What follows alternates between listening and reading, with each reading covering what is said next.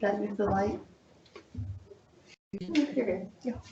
Hello, everyone, and welcome. I'm Dan Bates, President and CEO of the Greater Hamilton Chamber of Commerce, where our vibrant business community is thriving among rapid economic redevelopment and expansion. Thank you for joining us today. With us today, we will have Byron Skaggs and Linda Weil. I'd like to do some introductions here. Byron, who will be our facilitator, works with successful business owners, leaders, and executives facing new opportunities or simply feeling stuck. He is a certified professional business coach and an entrepreneurial-minded individual with over 25 years professional and executive management experience spanning business, education, and nonprofit sectors.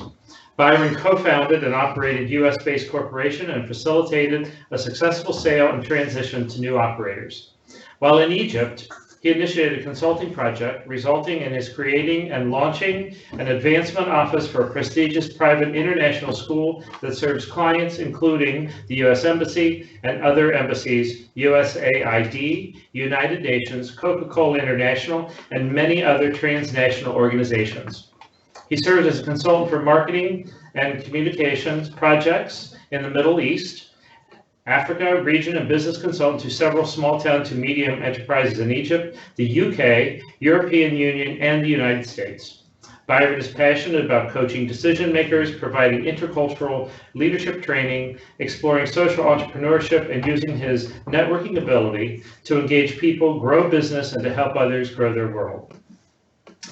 He gives his time to coach numerous boards of local, regional, and international nonprofit organizations, charitable foundations, and religious institutions from startup to restructuring and resource development. Born in Seattle, Byron moved to Cairo, Egypt as a child. This blending of the world's languages creates a unique ability to successfully navigate various global environments and deep understanding of intercultural dynamics. He and his wife, Jennifer Skaggs, are parents of 2 children attending the university, and we will be bringing him in today from Cairo. Linda Weil is our guest today. Linda graduated from Ohio State University with a physical therapy degree, specializing in special needs children. Worked at Children's and Shriners Hospital and resident home in Cincinnati. She was also a buyer for the Mercantile for 4 years. She has 20 years accounting and import-export and international banking for Hubert Company in Harrison, Ohio. University of Cincinnati accounting and import-export logistics degrees. She is currently the owner and CEO of M&G Body Shop since 1999 to today, and she is also the owner of Weil Properties from 1999 till today. Her facility is ICAR and ASC certified in auto collision repair. Her hobbies involve reading, needlecrafts, jewelry making. She volunteers at various schools and senior centers and married to her husband, Daryl, for 36 years. They live in Oxford on a 48-acre farm for 27 years, and they have 2 fur babies, 2 Australian cattle dogs. She loves to work with new business owners and charities and gives back for all that have received. So thank you, and I'm turning it over to you, Byron. Thank you, Dan. Let me begin by just telling a little bit of my own background and story. And that comes from my early days in business, when I wish that there was somebody that came alongside me at that time, kind of in the position that Linda and I and you are in today. In a lot of ways, those early years of my business, I was purely focused on top line revenue. That was the only thing I knew. I had tried to study and tried to find all different ways to understand the financials of my business. But when push came to shove, I looked at my top line revenue, and that's how I measured my growth. And I was wrong. And so as we go through the conversation today, I want us to kind of think through the ways in which we try to measure our business financially, and what can we do to improve on that and actually begin to turn our company, oftentimes maybe a cash eating monster, and turn it into something that is profitable and exciting to own and operate. And so there's a part of me that wishes that the younger me was in the room to learn some of these lessons that I didn't have that opportunity back then. And so I'm hopeful that there are those in the room and those around online that will be able to take some notes and gather up some information that will be helpful for you and give you some tangible, measurable action steps moving forward. A couple things just for some housekeeping items real quick. I just want to let you know that it's okay to take notes. I've got a pen and paper. I'm going to be taking notes. And so if there are those in the room or if you're somewhere else, make sure you have a pen and paper with you and have those handy. We will be taking questions from the audience in the room there, as well as if we have online presence, which I believe we've got some online viewers as well, and there's some ways to be able to do that. I would just want to say thank you to Laura and Sam and Tiffany and Jeff for helping with the setup, directing, and then moderating the online Q&A for this event.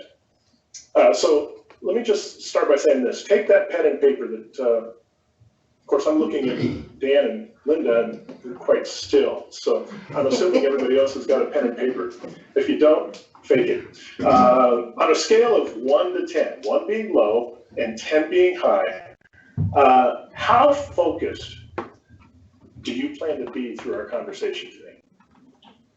Take a minute and just think about that. 1 to 10. 1 being, you know what, somebody told me to show up and I'm here. There's a lot of static going on. There may be other things going on, and that's okay. 10 may be just totally zen, hyper-focused, you are here. And it could be anywhere along that spectrum. All I'm gonna ask is that the number you wrote down, take a minute and prepare the environment around you to achieve that number to the best of your ability. So let's, take those things. Matter of fact, I didn't do this before we started, so I'm going to turn my phone off and ensure that we have the best possible environment that the information and the ideas and the things that are shared here can really settle in. And so we'll move that on, and thank you for that. Linda, I want to do a little bit of introduction from you, and thank you, Dan, for sharing the bio, and it's fun to hear. Now I'd love to let's fill that out a little bit. Tell us a little bit about your background, the time at Hubert, how that informed your concept of and understanding of business, and then I'll just kind of throw a couple of these questions out and let you kind of run with it. But what led to your transition to M&G Body Shop and the creation of that new business? And what keeps you there today? By the way, happy 20th anniversary for the business. That's fantastic. Thank you. What led me to there? Well, the company I'd worked for 20 years was a family-owned company for almost 80 years. And third generation did not want to take over. So we spent 7 years being head with their accounting and their international. They found a German buyer, and it took about 7 years to do the transition. And I was offered a very unique, I guess I would call it a bonus, that if I stayed with the company, I would go with the new company. But if I chose to retire, because I had talked about how I was getting bored and things were getting kind of gray, I have to have a challenge or it's not worth being there. So I had said that, I was maybe looking for something 6-9 months before we started this process. Well, the owners came to me and they said, if you choose to retire under us, we will pay your benefits for life.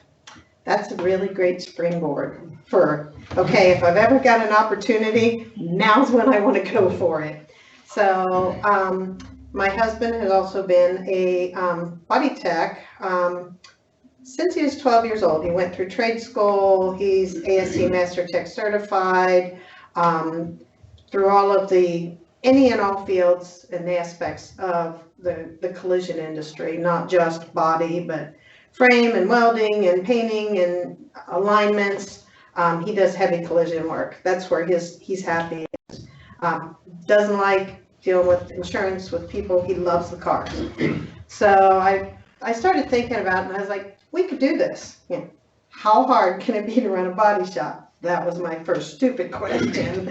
But after spending the time at Hubert's, when I started, they were a $3 million company, 30 employees, most of which were family. When I left, 157 under me, direct reports alone. They were global, and they were $500 million conglomerate. So I watched a family-owned business basically go from what I was when I bought it on a much smaller scale to, an international player.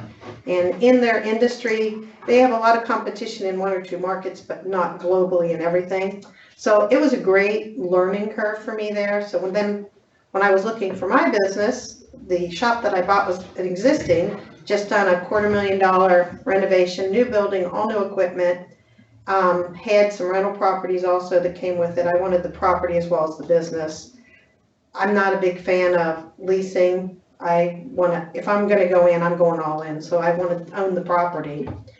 Because if you do great with the business, but somebody else owns a property, your rent tends to go up every month once they figure out you're making more money, or they can sell out from under you. So we moved into the business, which was maybe a couple $100,000 a year business. We're up to about 1.3 million now, with six other people and myself. So it was a transition. But the skills I had from the accounting world and working with the Huberts, which I owe that family, Butch and Sharon and Eddie, so much, because they taught me so much. That was better than any degree that they also paid for me. They were always good on education. If you wanted to go to school, they would pay for it. So my best degree, though, was learning how to run a business. Wow, that's fantastic, and it's great to be able to see and hear and even acknowledge the fact that it's rare that you have one person who just can create a business without so many different pieces of support and education and learning and encouragement. And so that concept that you were able to develop within that community that fostered that is fantastic. And that's, wonderful to hear that. And then the way that you've grown your business and have continued to kind of build that. So that leads us to our conversation today, and specifically about the finances and this concept of profit first from Mike McAllowitz. And we explored his pumpkin plan strategy last fall.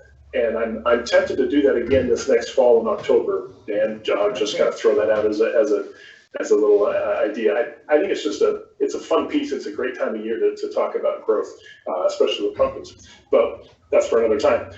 This one is profit first. And so there are two things that really kind of come up as financial challenges with businesses.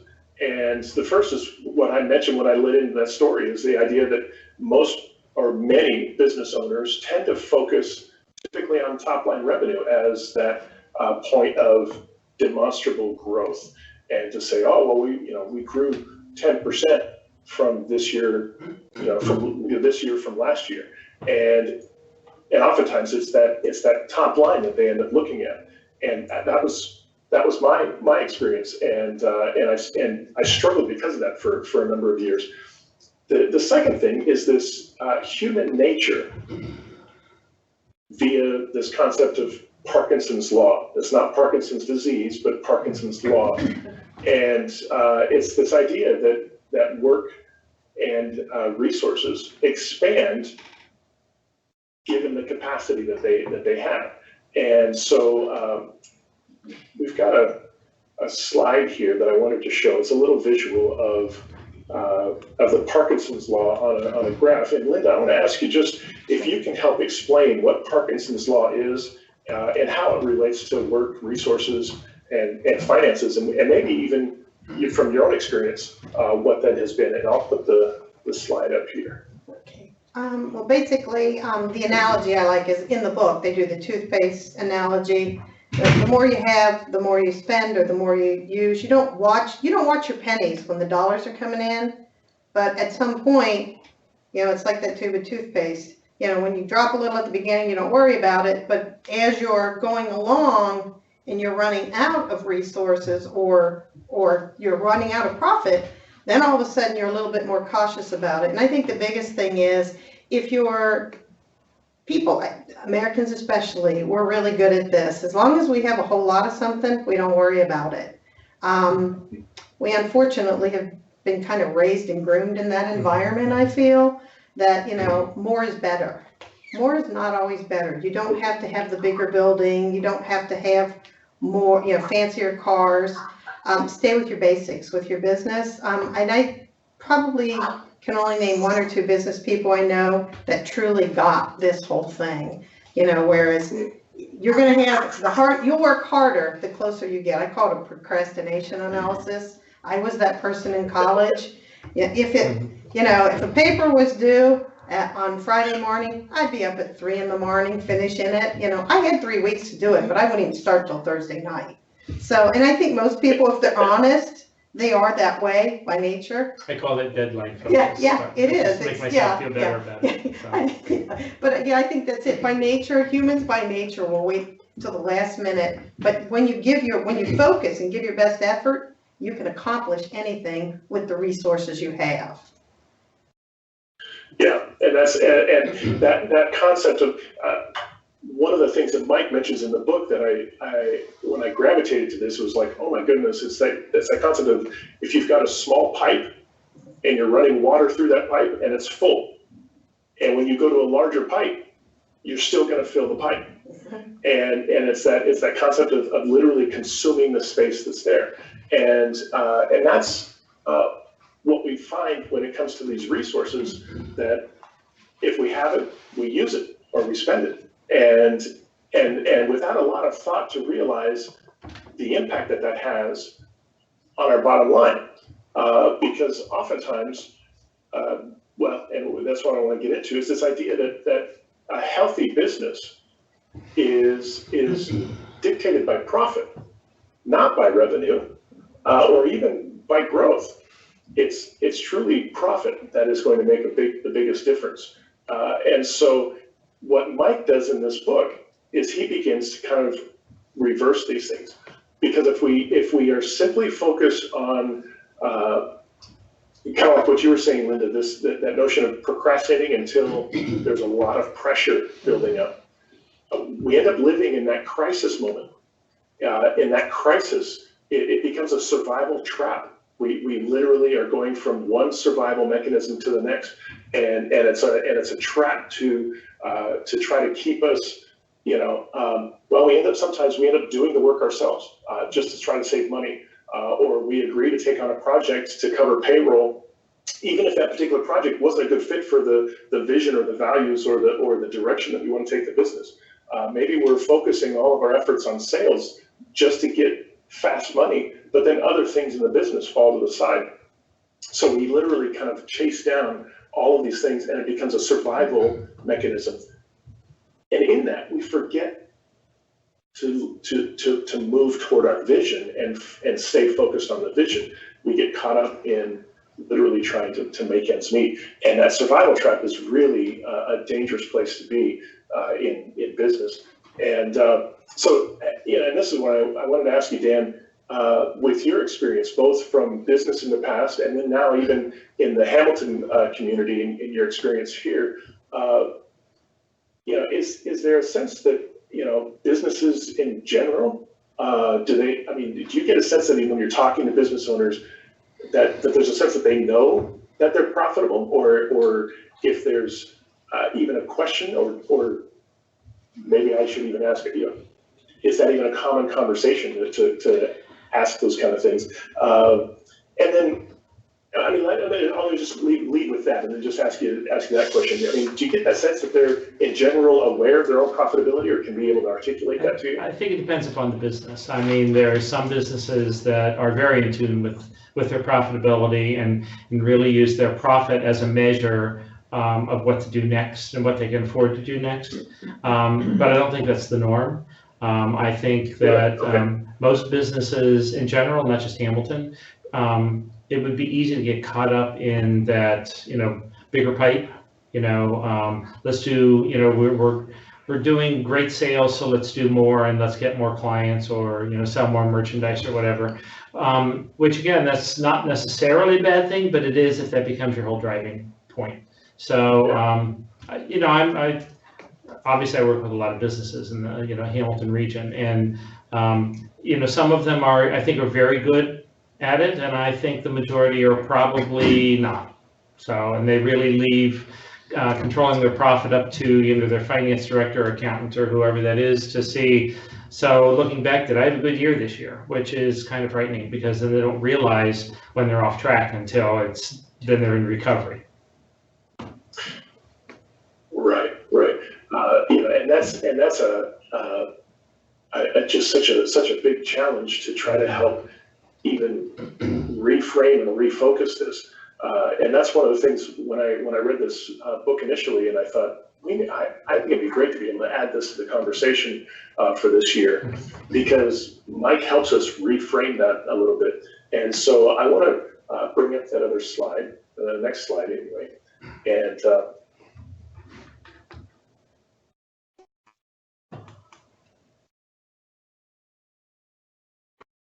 that was a little smoother with this, I'm sorry.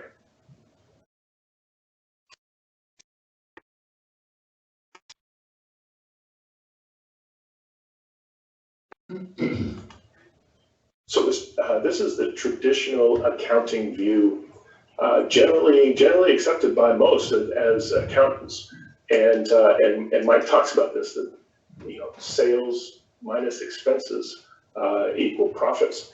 And Linda, from your background and experience, this is really fortuitous. I don't know, Dan, if you planned it this way to have an accountant and a business owner be able to speak to this, but I would love to, can you help kind of unpack this just a little bit? What is it, this traditionally accepted accounting practice, what does that look like?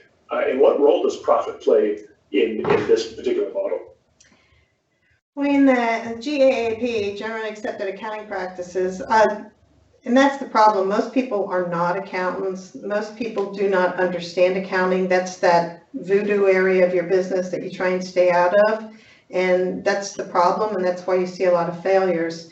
The whole sales minus your expense equals profits, you've been programmed from the beginning that that's the way it should be. That's the way most accountants work.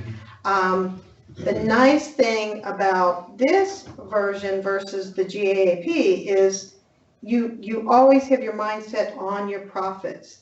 To get into business, just to grow your business, like it states in the book, there's your stress level, there's your heart attack waiting to happen, there's your divorce, it is true. The more I reread the book, the more I thought, this kind of stuff is reality for people. And I hadn't read the book in quite a while, so when I went back to it, it was really great for me, because I have re-implemented in the last several weeks some of the things I was getting lax on, about remembering where my profit is and how that should be first, because we all get into business for a number of reasons, but nobody gets in business to fail or to go into debt and lose their home and their family.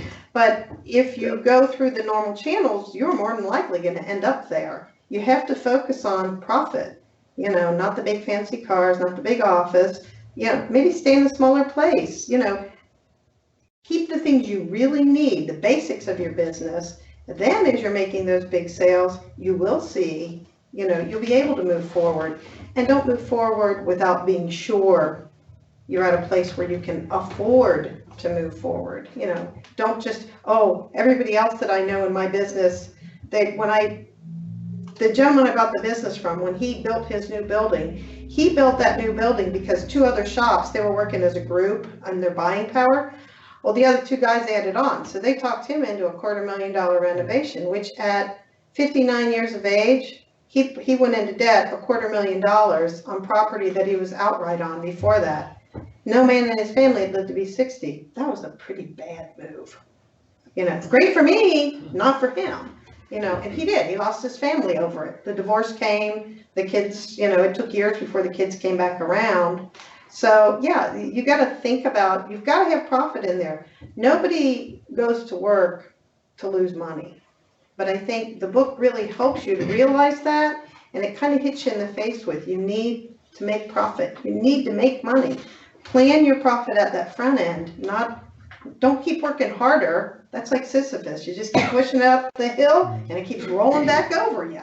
So you do need to keep your profit in the forethought of your mind and not go through the general process.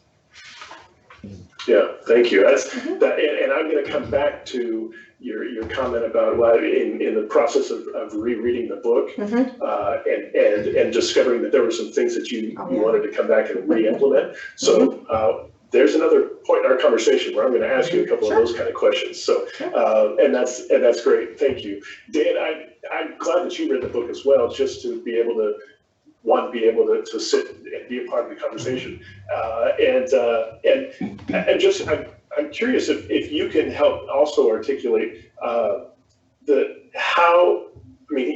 Mike says, mathematically this is the same, but the implications are very different. And can you speak to that even a little bit in terms of just how the formula changes and what that does for a business owner? Well, yes, but before, I'm just going to say we knew what we were doing when we picked Linda. So because I'm fortunate to know all of my members' background. So when I read the book, I was like, I know the perfect guest. So anyway, so I had insider information.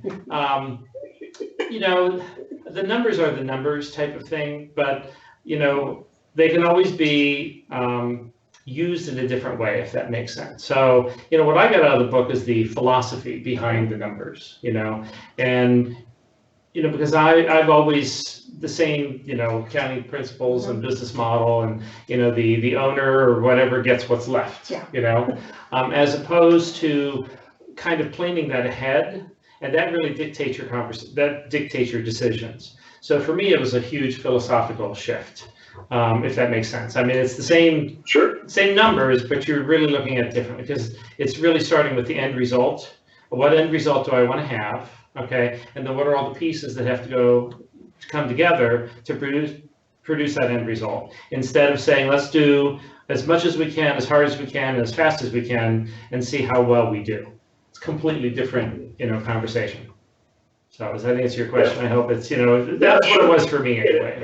Just the idea that profit is no longer the afterthought or the hope for. Right. Profit becomes very much in the forefront of everything you do.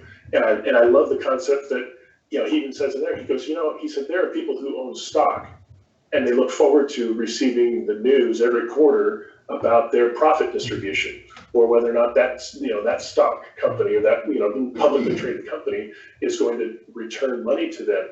And he said, if you own a business, you can now look forward to having those quarterly distributions. You have your own profit sharing and distribution that comes out because of the way that you build this mechanism, and that's an exciting thing. And because it truly begins to turn around even the purpose of rather than having the business own you begin to really dictate and own the actions and what takes place in the business, which truly then allows you and gives you that freedom to be able to move toward the vision rather than being stuck in crisis mode all the time.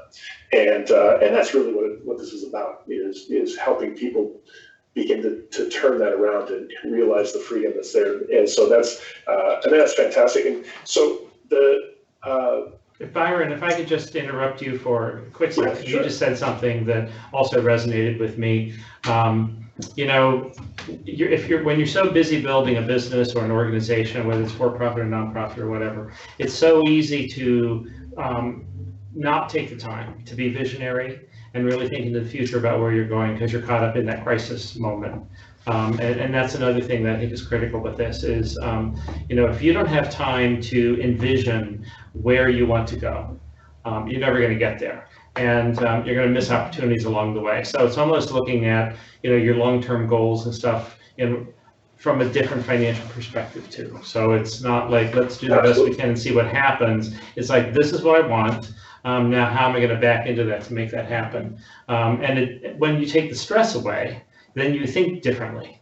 You are freer to, and if you know what your profit is going to be, you also know what risks you can afford to take instead of taking them and then hoping it works.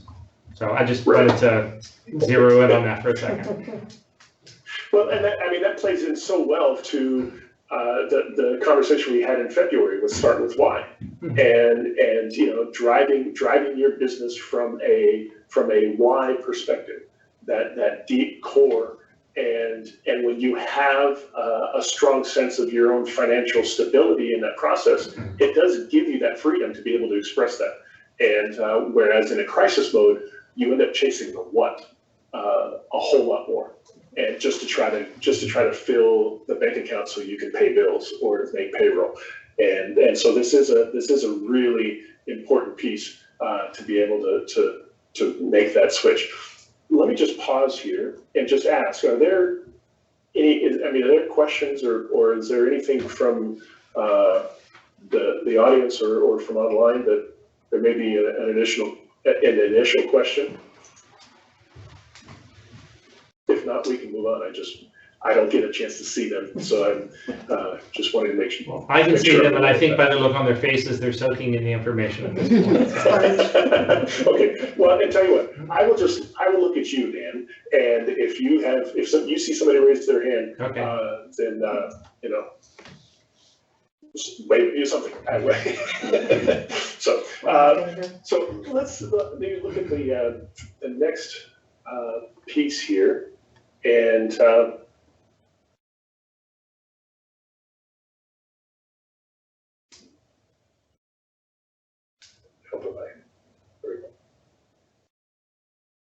the question comes back to how healthy is your business? We've just talked about the fact that business health is dictated by profit, not by revenue or even your growth. If you don't know what that is, you could be caught in that survival trap. One of the pieces that Mike also talks about is this instant assessment tool. It's a piece. It's a brief tool, a small little thing, and I'll make it available afterwards. It's a little spreadsheet calculator that, talk about getting clarity really fast, and it can be painful as to whether or not you are where you want to be or where you need to be in your business. But it does provide clarity really quickly. And so when we have that clarity, like I said earlier, then it allows us to be able to kind of run with our why and have that. One of the things that I love, Linda, when we had the conversation the other day about this, you were talking not only about your business, but about your passion for giving back. Mm-hmm. And the freedom that this type of accounting and this type of focus on profits really truly gives you that freedom to be able to give back and to support other business owners and do things. And I just want to, you'll probably hear me say it again later, but kudos. It's just a fantastic way to be able to share and give back to the community, because you can, and you have that freedom, and that's a wonderful piece. So we've kind of thrown out now these ideas of just how we get, what this concept is and how this, what this looks like. So the question is what does it look like to actually try to implement this? What does it look like to make this work in our business or in our own company? And Mike kind of brings out a couple different things where he starts by saying the same concept of having large plates at the dinner table or a small plate at the dinner table. And small plate, we'll still fill it, but we'll eat less. If you have a large plate, we're very likely to still fill it, but we end up eating more. And so he uses that concept of shrinking the plate, and it's really kind of that psychological element that you were referencing, Dan, of shifting that mindset. And so then it also comes to, he said, dispersing the money as quickly as possible, not keeping it in an account where it fills up and you begin to see larger and larger portions. Disperse it out and divide it out. He begins to talk about how to calculate it out and split it out to profit first, then you pay the owners, and then you set aside money for taxes. The operating expenses come after that, which again is such a role reversal from income, expenses, and profits at the end. Now we take profit first, we take our salary, we take our taxes, put all that money aside, And then also the idea of removing the temptation. We have to do some things in this process, and this is one of those areas where I would love to hear, Linda, your take on this. I think you said you've shared this book with a number of people, so I'm guessing you've also had opportunities to kind of have these conversations. One of the pieces that Mike talks about is literally creating separate bank accounts, savings accounts for the profit, savings account for the owner's pay, savings account for taxes, and then having a checking account for the operating expenses and a separate checking account for the income. And I'm curious if that's a practice that you've implemented, or if you've talked with others and seen that they, I mean, in theory and on paper and in the book, you sit there and go, oh, okay, yeah, that makes sense. I'm really curious, how does that work in real life? Or have you found some ways to be able to manipulate this to work for you, and what does that look like? I actually do have, I have 4 accounts. I kind of massaged it down, but yeah, it does work better that way, because if you get in every morning, you go in, you check, you turn your lights on, you turn your computer on, first thing you do, you check your bank balance. Well, if it's not sitting in that account you check, you kind of forget about it being there. It's kind of like if you don't have snacks in the house, you're not going to eat the snacks. When you were doing the small plate, large plate thing, small plate keeps you healthier, keeps your business healthier. If you keep that money out of there, and then it's there in that reserve, and it's there if you do need it, but you don't think about it.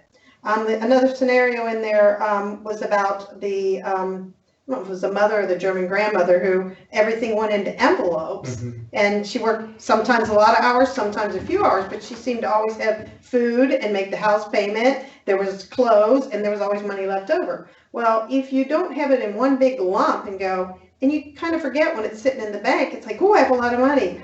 Oh, taxes are, sales and use taxes due, or oh, payrolls due, or whatever, my property taxes might be due, whatever it might be, then all of a sudden what you thought was a big lump of money that you've already spent 4 different ways because it was sitting there is no longer there. So if you put it in the separate accounts, you tend to, when you go into that account, once you've trained yourself that this account is just the tax money, this account is my profit, this is my operating expense money, and you're not taking a lot out at the beginning from the operating budget, but the little bit you take out, you don't miss. Like in the book, they say start with like 3%, 1, 1, and 1. Well, you don't think about that. If you can't make up 3%, you can't find 1 or 2 things to cut back on in your business, you probably shouldn't be in business. You got to look around daily to see, okay, am I running my business efficiently? A lot of the things with Lean and Kaizen run very parallel to this book.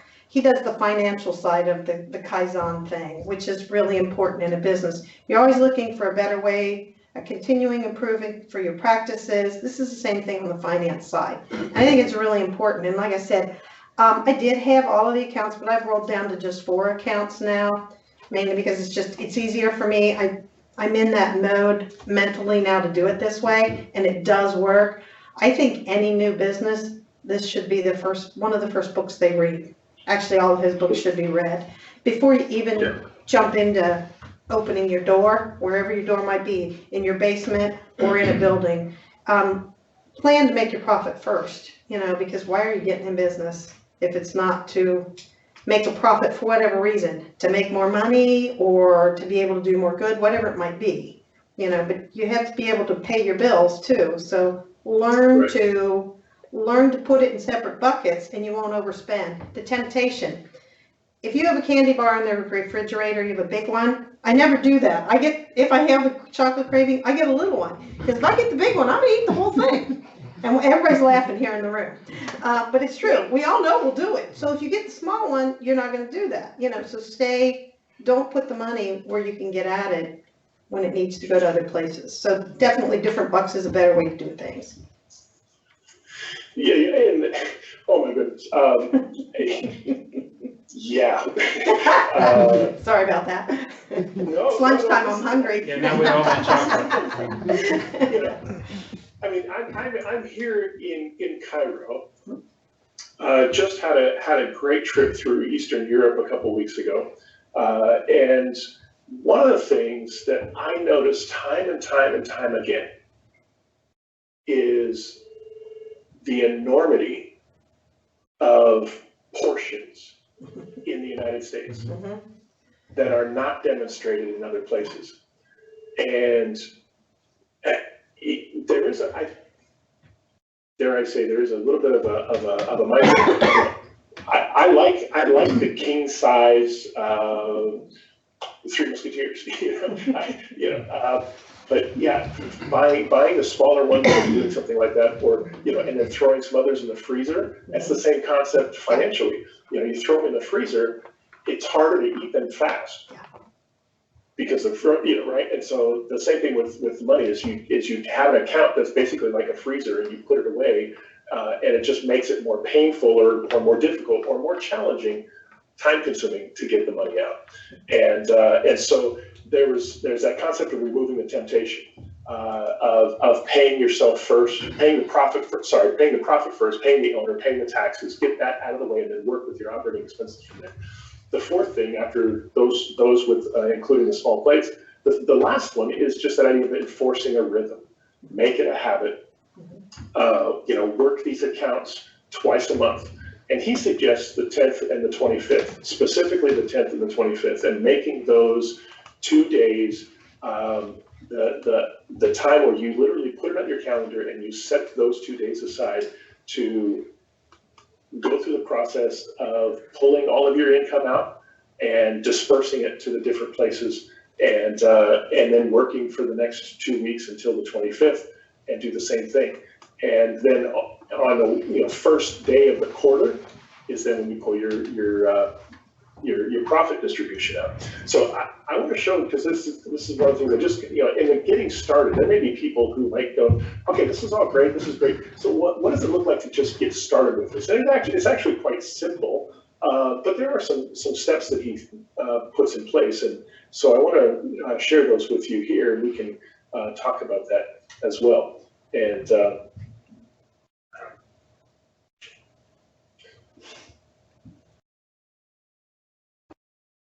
there we go. So the first step is to talk to your accountant. And first is to gather the historical data that you need, and then also to make sure that they're on board with this idea. And if they're not on board, consider finding another accountant or bookkeeper. And actually, Mike has resources where he's got an entire network that he's developed throughout the country, and I think it may be globally, but at least throughout the country, both of banks and of accountants that can kind of work with these different concepts.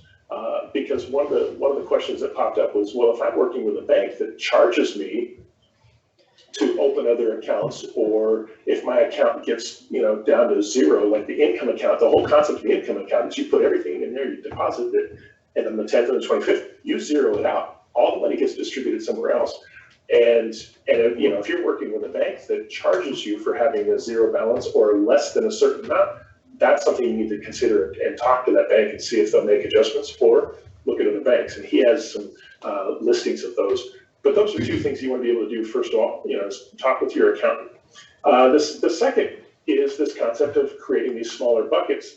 And Linda, you talked about starting out this way, and then you kind of whittled it down. Can you talk a little bit about that? And you have the profit account, these different accounts.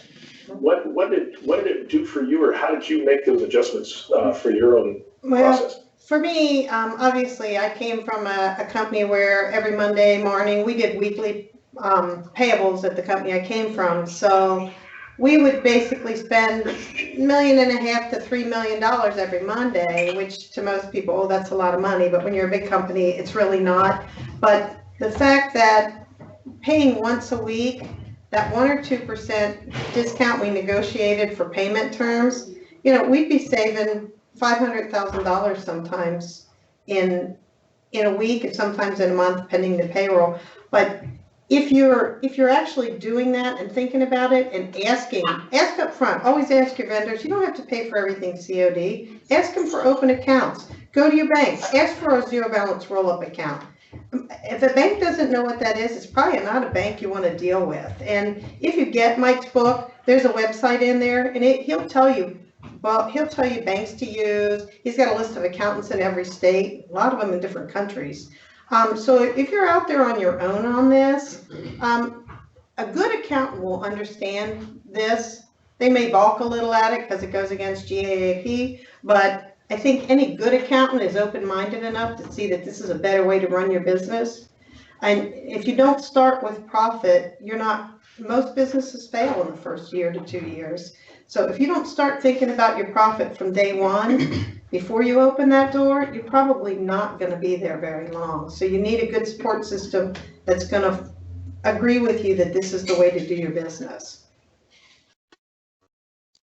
Yeah, thank you. Yeah, just this concept of having those pieces and be able to work from this and moving money to different accounts so that stuff is literally out of sight, out of mind, especially if he talks about two of these accounts, the profit account and a tax account, having those literally in separate banks to totally get it out of mind and out of sight, because you're only going to draw from those on a quarterly basis to make your quarterly tax payment and to draw your your profit share from that side. And so that's one of the things he said make it as difficult as possible to get that money back out, and so that's an important piece as well. It's a part of the habit and rhythm of making these changes. Do we have any questions? I want to make sure anybody have questions about anything in specific, in particular to this as we get started looking at these. We do have a question from the audience.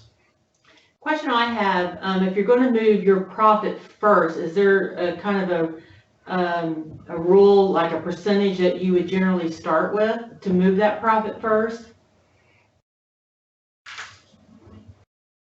Yeah, well, yes, sorry, I was looking to see if Linda or Dan were going to jump on that. I think they're looking at me. Yeah, I think we are. Yeah, we are. Yes, Mike actually has, from his research, he has developed a methodology by which you can make that determination. And give me just a second, because I will pull that up. Tell you what, I'm gonna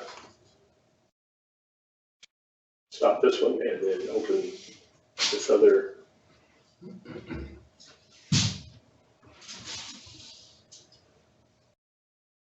Can you see the spreadsheet on the TV? Mm-hmm. Yeah. Okay.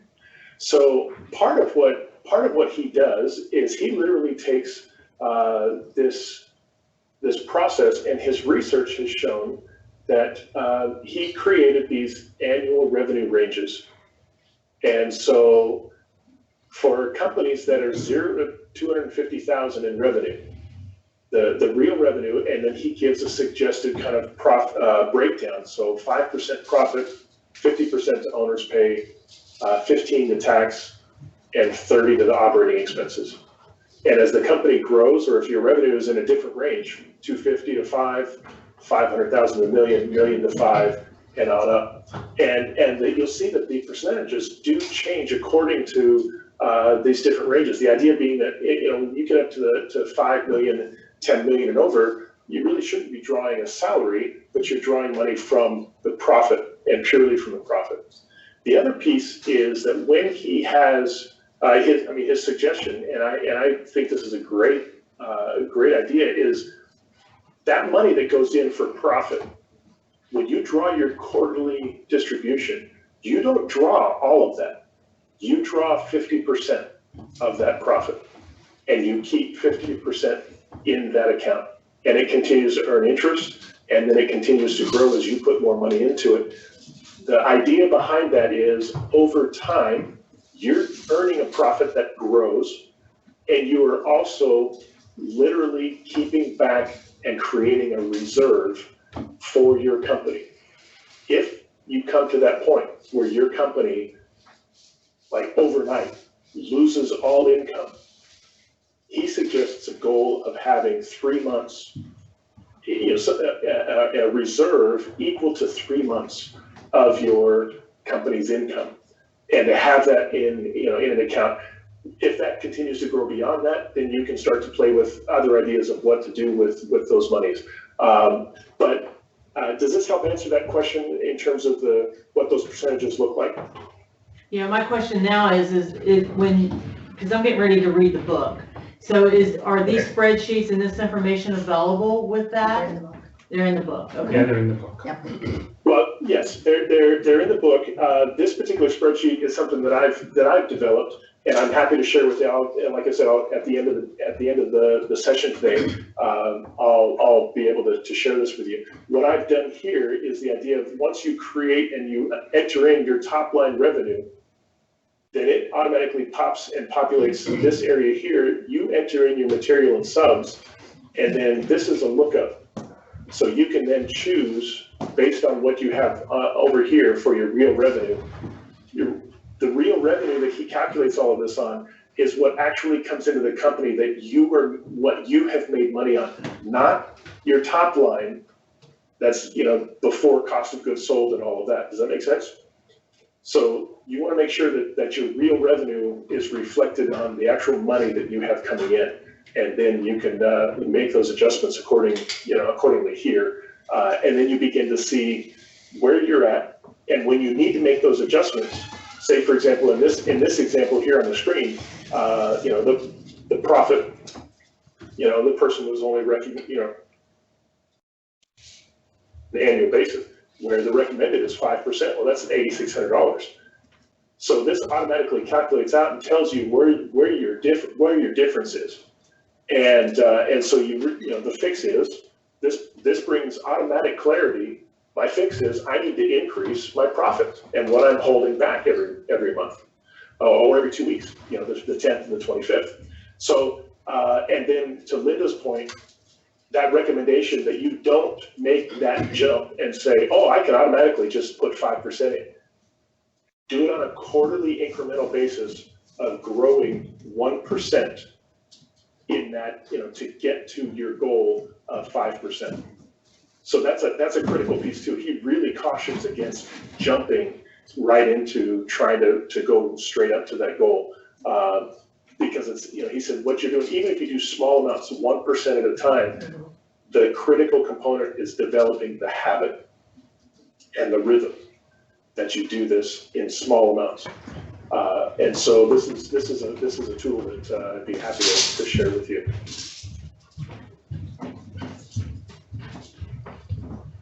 Another question, or is there a follow-up to that one? I think we're good to move forward. Okay, great.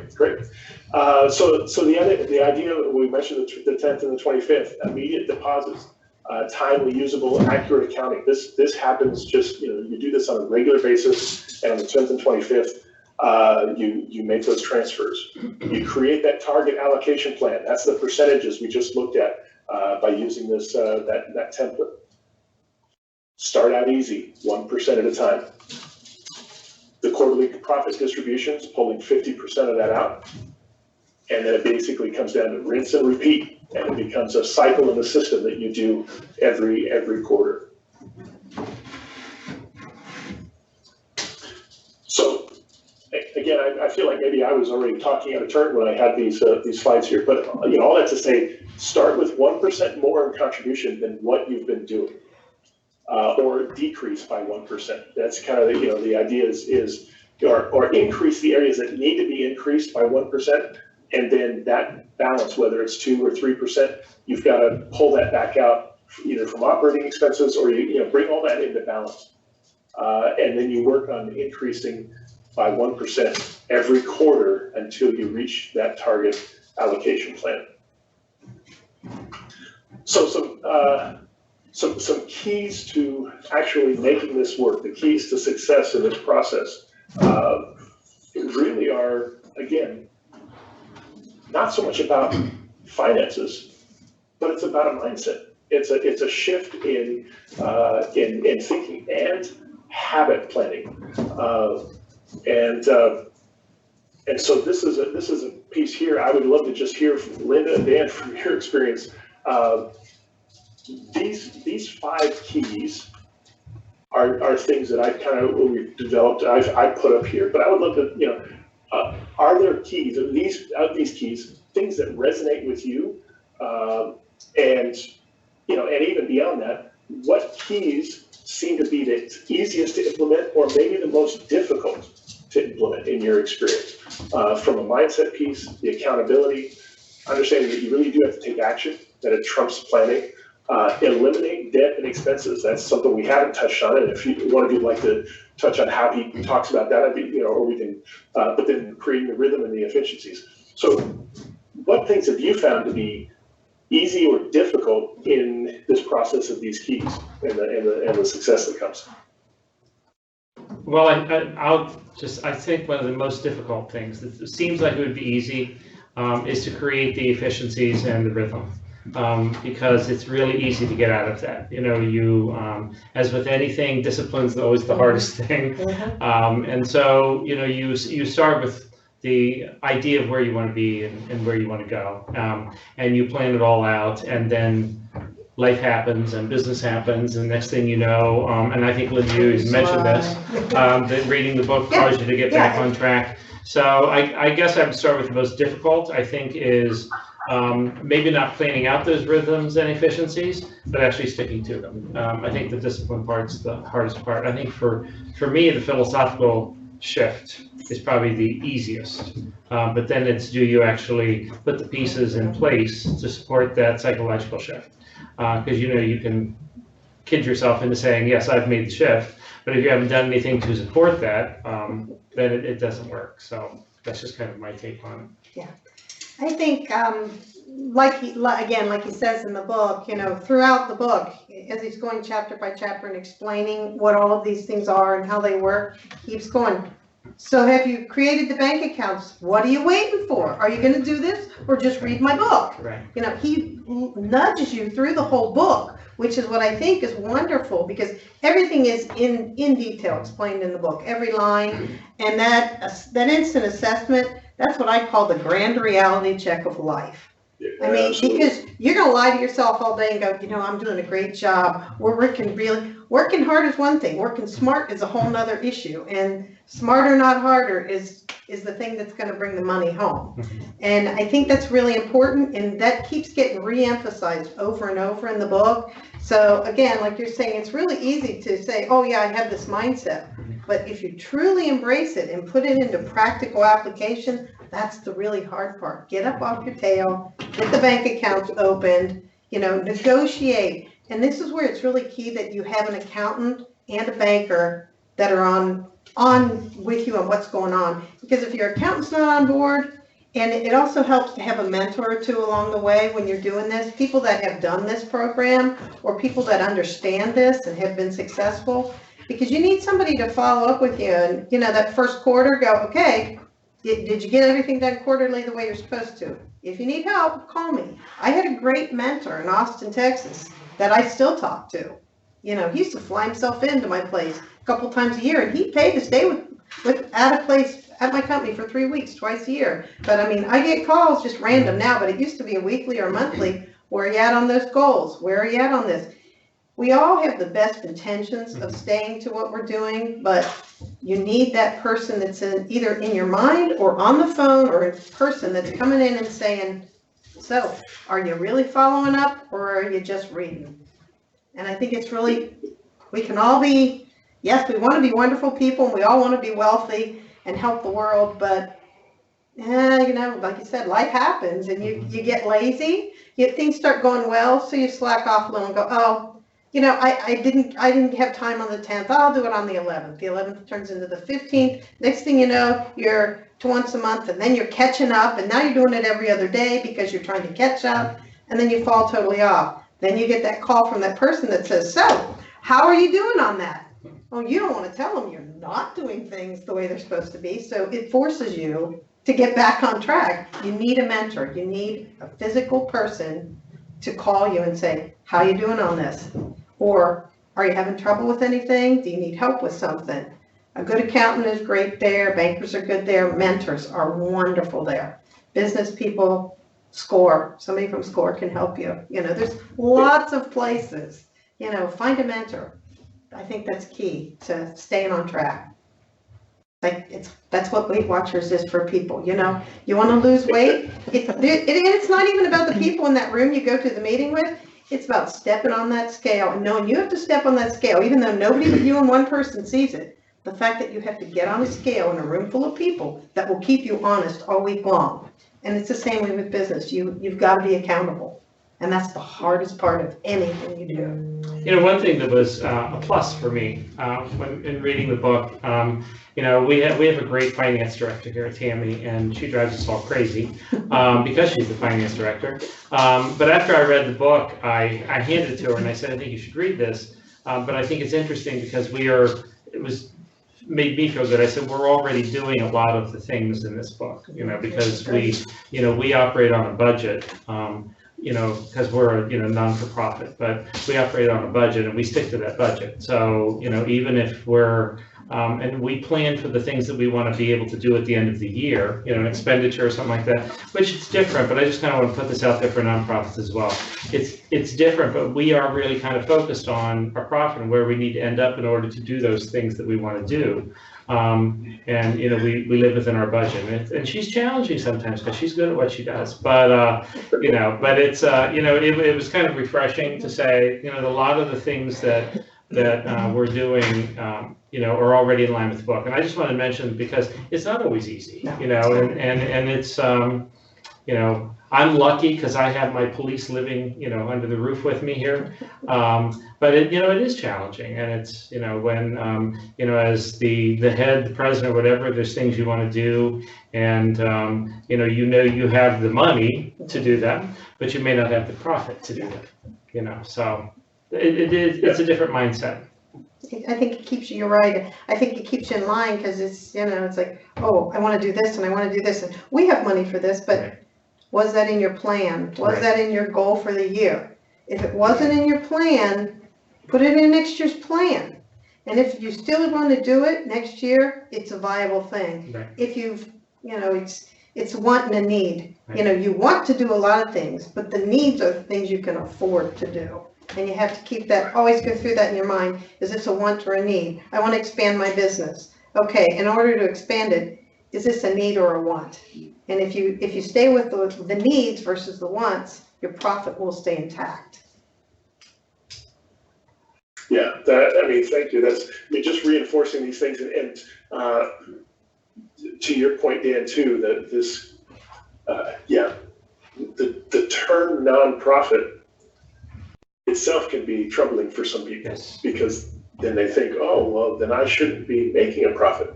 The term nonprofit is just a tax, yes. Identification. It's a tax marker. Nonprofit organizations need to be making a profit too. Nonprofit organizations simply are serving for a different purpose, and there's no owner that takes those profits out. Right. But the profit certainly needs to be there to make it a sustainable, long, for the sustainability of the program, of the organization. Those things are absolutely critical. So, that's fantastic that you've got somebody like Tammy to be able to help you with that as well. That's wonderful. And so you've kind of started to speak to some of the traps, and there, 4 traps that we've kind of recognized, and Mike speaks to. One is the trap of trying to go too big too fast. And Linda, you even mentioned that, just all of a sudden you have money, all of a sudden you think, well, we need to keep growing. Well, maybe it's understanding what controlled growth looks like, and being able to kind of hold the reins, in a sense, on the horse, and let it go its course that way, but have some control over this, so you're not going too fast or too big. Another one is just the term reinvesting profits. I hear that a lot, and would love to just, Linda, have Have you heard people talk, in that, and it's almost like that's a badge of honor or a badge of courage. We're reinvesting the profits. So my question is, are they actually reinvesting profits, or what is really going on? No, they're robbing their profit is what they're doing. I mean, as your business is growing and you're pulling that money out to the side, there is money being left for those projects. Again, plan for those projects. It's all about planning and staying within your budget, staying within your boundaries, staying within each bucket that things are supposed to be in.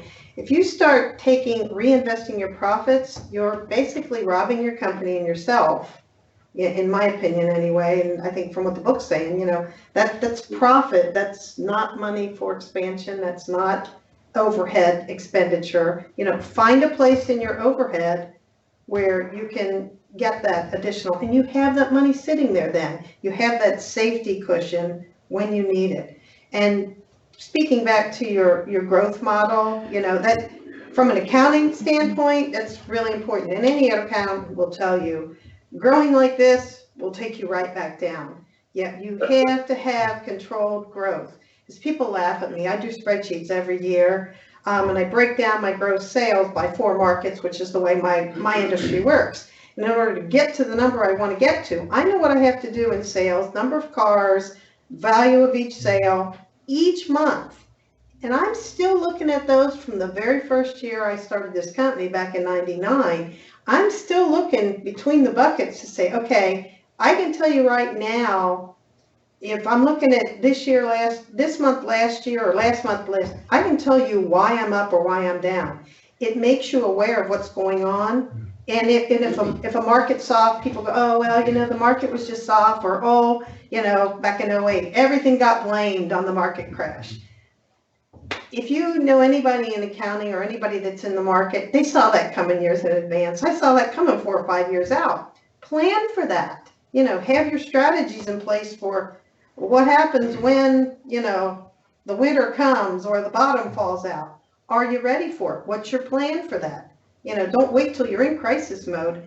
Plan for those things. Look forward for those things. So, yeah, I think the controlled growth is really important for a company. Don't just go, oh, yeah, we're going to, like the guy I bought the company from, God love him. He was a great man, had wonderful staff, was great with his customers, but I'm going to put on $250,000 chunk to my building. And I'm 59 years old. And what was he thinking?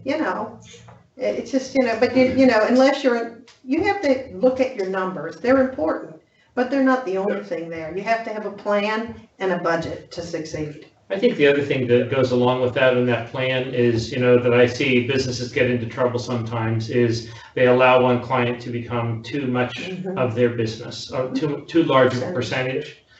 Which is part of that plan, I hear businesses say, oh, they're 50% of my business, and I just cringe because, I know that if they lose that client, they're done. One and done. And I was just talking to a gentleman the other day that was telling me, I think it was a low number, it was like 7% or something. He said, I don't allow any customer to be more than 7% of my business. And I was like, man, I haven't heard that in a long time. That is so smart, especially in this day and age, companies sell and move and go under and everything else. And, if you allow one particular customer to become too significant portion of your business, again, always plan, what if I lose them? Yep. Because I hear people say, oh, they're never going away. Well, they probably are. They do. So, and when they do, can your business survive losing that percentage? And if it's 7%, probably can. If it's 50%, probably not. I have made that conscious decision several times. I made that with one particular insurance company in the past year, and they were a big chunk. But I have been consciously planning for 5 years to wean off my reliance on that company. We used to deal with several dealer groups. One has gone out of business. That was $200,000 of gross sales a year for me. I'm a 6-person business. If you take away $150,000, $200,000 of my gross sales, that's a big number. So I consciously, when things were starting to turn and I knew that he was getting ready to sell, I looked to different markets and different avenues to go, okay, if I'm not gonna, this market's going away, where can I find another market and start building it before that goes away. Don't let anybody ever become, more than 20% of your, only what you can afford to live without. Yeah. Don't let any one Right, customer exactly. or group become that important, because when they know that they are 50% of your customer base, they're going to start demanding cost cuts. They're going to demand delivery schedules that are not healthy for your business. And you find yourself working for someone else instead of for you and for your business and your employees and your family. So you have to keep that in mind, that it's not always, that big contract might not be the best one for That's you. right. Sometimes the best decision you can make on a big company is to walk away and let some other poor fool take it. Which is hard to do. Yeah, it is. It's very hard to walk away from big money, but if there's no profit Right. in that big job, you're working for free or you're running your company in the ground. Right. And you have to look at these things before you take on that big customer. And it's okay to fire a customer. Yeah. And oftentimes it's necessary Mhm. to focus on the top 20% of your good client base and run through. That's one of the things that Mike talks in the pumpkin plant is, put it on a spreadsheet, work the top 20%, water those guys, and take the bottom 20% and lop it off, trim it, and grow by saying no. So yeah, these statements are all kind of in alignment, which is, excuse me, fantastic. And it's, one of the other things that's interesting is one of the traps. I mean, there's the growing big too fast. There's the reinvesting these profits, which is basically, in Mike's words, it's like you're stealing the joy of owning your own company. Because if the profit is really for you as the owner to celebrate, and he says use that as celebration money to do something that you want to enjoy with that. And if you're reinvesting, there will come a point where the joy is not there because you're not actually receiving any of that. He also talks about cutting the wrong costs. There's cutting costs, but then cutting the wrong costs. Can you speak to that, Linda, in terms of what that looks like, or how? That's a good question. In your own work, has there been a time where you went, "Oops, I cut the wrong thing," or maybe you saw that beforehand? I don't know. Yeah, no, there were, again, I have a background from watching a small company grow to a larger company that was very, very helpful to me. But I remember when I first started out and I'm doing my 5-year business plan and I'm going out to get my loans to buy the company. And I talk to so many new business owners now and I'll go, well, what's your marketing plan? You don't just open your door and everybody comes running in. And people were like, well, I don't have a marketing plan. I said, what's your advertising and marketing budget? I don't have one. How are people going to know you're there? And when I first started, I did minimal of that. And marketing is a thing I don't feel I'm good at it still. I'm much better than I was, but you've got to find creative ways to do marketing because you have to be out there with that. And that's a huge thing. When I first started out, yeah, I thought $100 a year was going to be fine for advertising. And then I looked at got the first little church ad that's that little tiny block, and they wanted $650 for the year for that. How many jobs? That's the other thing is if you're going to market, make sure you're tracking your marketing and your advertising, because if you aren't getting anything for it, it's a vanity tag is what I call it. If you walk by or people go, oh, I saw your ad, or, oh, look, there's my ad. Well, that's great. Did you get any business from it? If you didn't, get rid of it. I have tried many things because a lot of my friends are always like, you're like, where's Waldo around town? With what I do with fixing cars, I have to be in front of you every single day, all day long, so that when you have an accident, you think about me. It's the whole TOMA, top of market advertising thing. And if you don't do that, so I'm on grocery carts because you're standing in line at the grocery store, and I don't care what anybody says. You look around, there's only so many times you can read the Star and all the other magazines. You do look down at the cart. You walk out in the parking lot, somebody's hit your car or the cart's run into your cart. Oh, I'm right there. People laugh at some of my marketing things and call them harebrained, but I made over $100,000 off of the ads on grocery carts last year. I do benches. People are like, oh, you won't make any money at that. A really inexpensive thing. I send thank you cards to every single customer. They're hand addressed, they're hand stamped. Yes, I know that's 50 cents plus the cost of the card, but that thank you for the thank you cards. I have bought such loyalty from my customers over something as simple as a handwritten or a hand addressed thank you card. And at Christmas, holiday cards, Christmas cards go out to people, really great customers. It's a running joke. Oh, we've been in 3 times this year. Did we move up from Christmas card to fruit basket? But it's, there's creative ways to do marketing. And that's one of those things that you don't think about in your budget. And that's kind of an area where you'll fail when you're first starting if you don't market. I think that's really, so you have to plan for that in your operating budget. I think it's critical for people. And that was one of my biggest mistakes is I hated it so much, and to stand up in front of a group of people and say, please come use my services. Why should I use you? I don't know, because I need your business. That doesn't sell. So you have to learn to get out there and market. I think you bring up a great point, though. I hear of so many businesses, if they do suffer a downturn, first thing they do is cut their marketing budget. And I say to them, well, now you're going from a slow business to out of business, because this is the time that if you cut something else, and you should actually be beefing that up if your business has a downturn. Oh, yeah. Turn the lights off more or something, but find money somewhere. I think the other thing that we talked about a lot is people too, and what people are really contributing to that profit. Are you investing in those people to make your profit even greater, or are you taking the person who is generating profit to you? Are you treating them well? Or are you bringing somebody else on board because they're less expensive to do work that that maybe the person you have? I think it's really coming back to the model of what you're trying to accomplish. And you have to take a kind of step back and say, how am I achieving that profitability? Like marketing, and there's different pieces that without that, you begin to chip away at the profitability. Choose wisely on the things when you're making cuts in your business. Right. And one of the things we do is I have an incentive plan. And in our industry, most people are all flat rate or piecework. So what we do is, my guys are all salaries plus commission. Based on, the certain numbers. Well, it's not, my painter gets one thing, my body man gets another, my estimator gets, no, it's a group. So they all have to work together. So we either all win together or the boat goes down together when it comes to bonus incentive.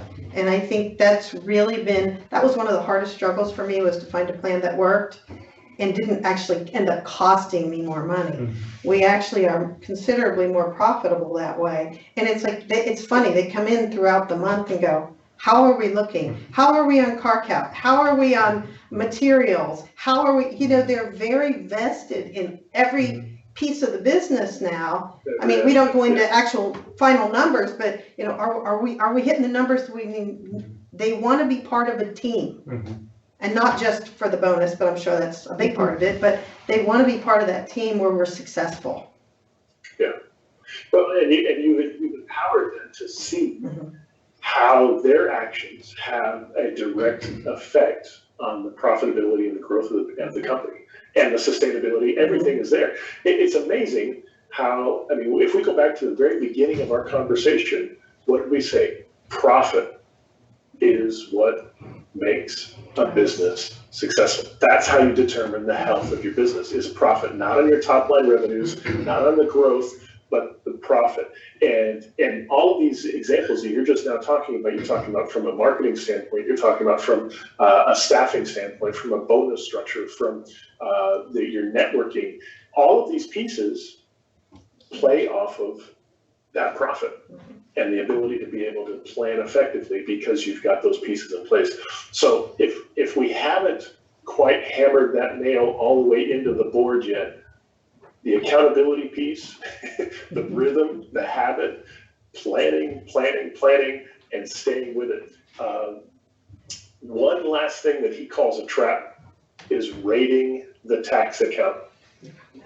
And that's a piece, so there's the 4 big traps: the going too big, the reinvesting, cutting the wrong costs, and raiding the tax account. And that's just it's so easy because you think it's there. And that's why he talks about being such a critical component. You literally walk away in a different bank or something, consider it in a deep freeze, because Yeah, it's critical that we make sure that we make those proper apportionments to taxes and to get that stuff taken care of. Anything you want to say to that, or we can kind of wrap things up? Well, actually, that was the biggest thing with the man I bought the business from. The people that worked for him would literally, because he would come in from 7:30 to about 11:30 or 12 every day, and then they would be there the rest of the day. If money came in throughout the day, they would run it to the bank and not tell him, because he was putting the money in his pocket, and when it came tax time, twice he had doors chained at the business. So that is why my business is a DBA, because I didn't want that tax structure following me around. That's stealing. I mean, it's a federal offense. Just look at it that way. You want to go to jail for not paying your taxes. I mean, and you know what? Uncle Sam is pretty harsh when it comes to that. Everybody loves their money, but he loves it more. So you need to know that. And I mean, you will fail very quickly, because the interest and the penalties, and like I said, the guy I bought it from, doors chained twice. And that's just, you got to think about it. Taxes, don't touch that money. That's not your money. And a chilling thing there too, payroll taxes, you're personally liable. That's no longer the company. It is the senior executives of the company become liable for that. So people are personally responsible for payroll taxes. So, yeah. We have a question from the audience. I actually have two questions. One, going back to the mentor, how do you find a good mentor that would, a confident mentor that kind of lines up with your business or whatever? I need a mentor. Okay. Okay. Secondly, when you're talking about taxes, do you lump them all into the same sales or tax account, or are you splitting out those different taxes in different accounts? Well, taxes all go into the taxes, and then they draw out, your payroll taxes, you're doing it under all one sales account. and use, Yeah, you plan for all your taxes, and all of that goes into your tax bucket, and you don't touch that money. Because in essence, you're a collection agent. Just think of yourself as a collection agency on taxes. You're collecting that for Uncle Sam. That's not your money to start with. So put it in that bucket, out of bank away, and then don't touch it. It's not yours to borrow from. The minute you say, it's like petty cash. The minute you start borrowing from petty cash, next thing you know, you're stealing. Yeah. Next thing you know, you're thieving. I've run into that at companies I've worked for. So yeah, taxes are really important. Talk to me. I'll be more than glad to help you with a mentor. Score.org. Great. You can find somebody in another place in the country that is in your unique situation. A lot of these people are retired entrepreneurs. And a lot of them, like I said, my guy would fly in, and there was no way I could have afforded it when I was first starting to pay for 3 weeks for him to come in and pay his hotel and meals and pay him for what he would have been worth. He was originally from IBM, but he literally did it for the joy. His kids and grandkids were all grown. He had nothing to do. He says it gets boring down in Texas.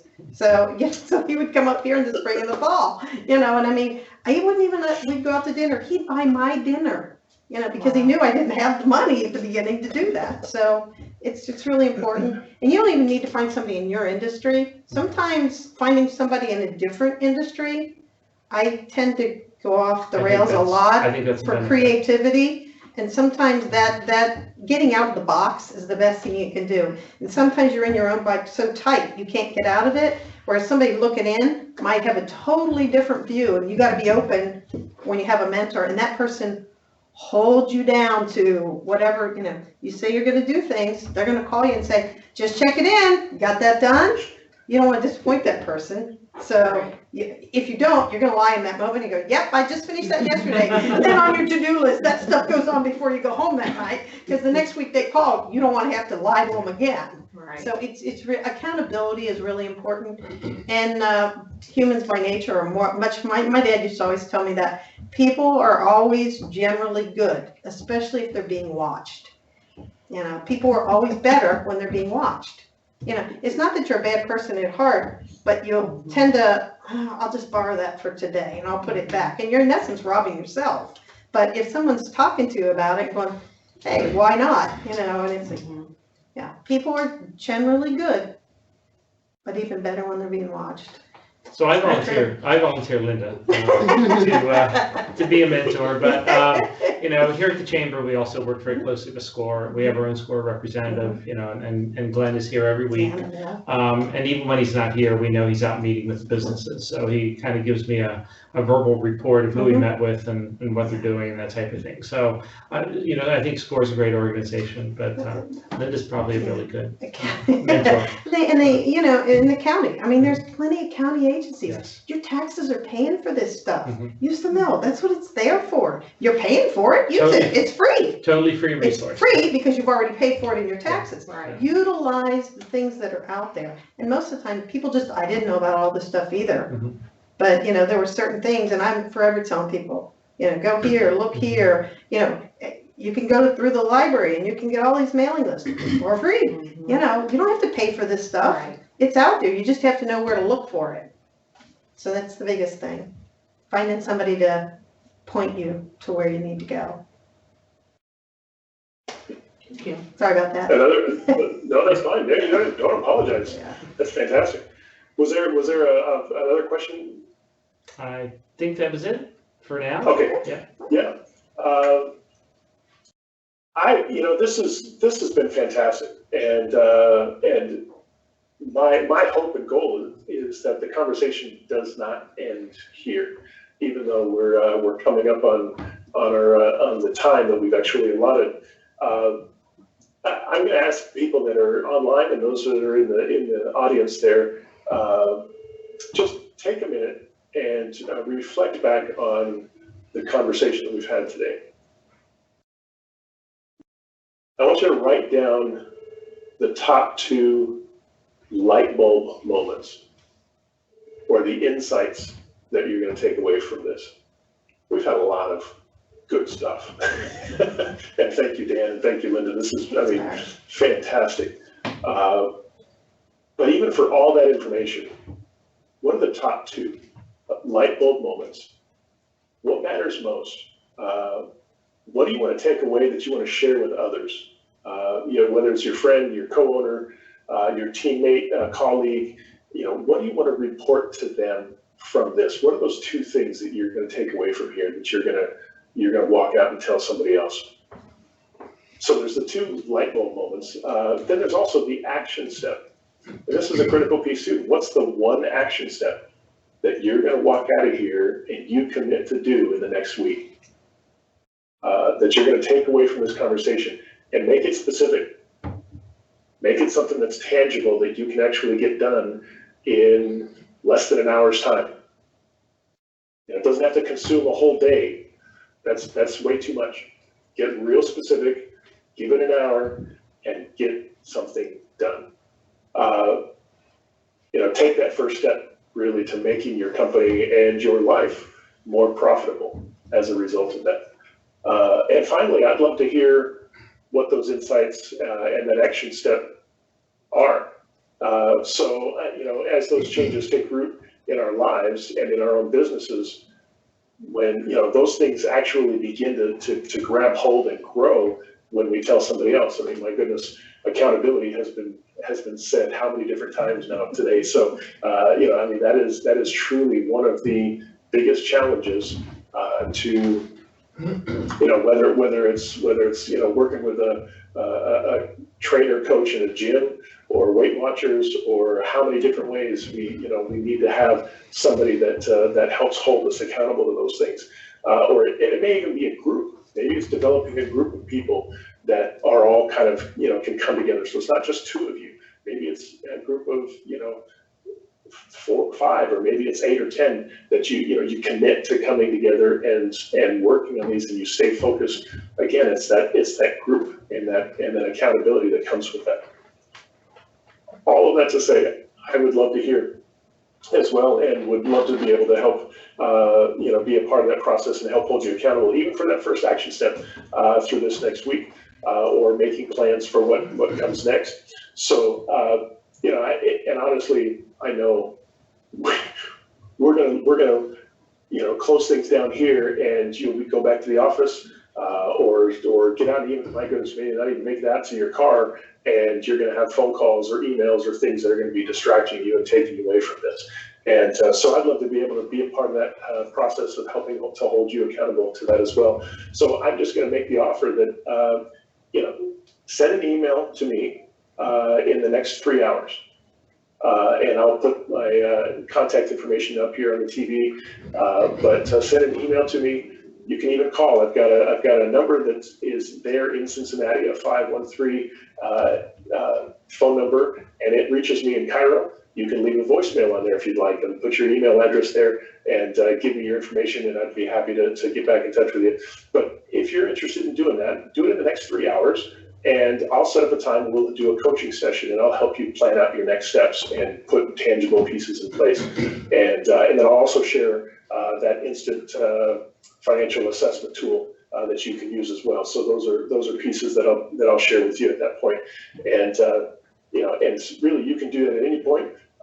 If it's after the 3 hours, then I'll charge you for that coaching session, the one-time coaching fee. But before the 3 hours, and would love to be able to just do that, and that's just my gift. But I just want to say thank you to Linda and to Dan. Really appreciate both of you, your insights, your experience, your willingness to help share and really empower the community and those who are online even.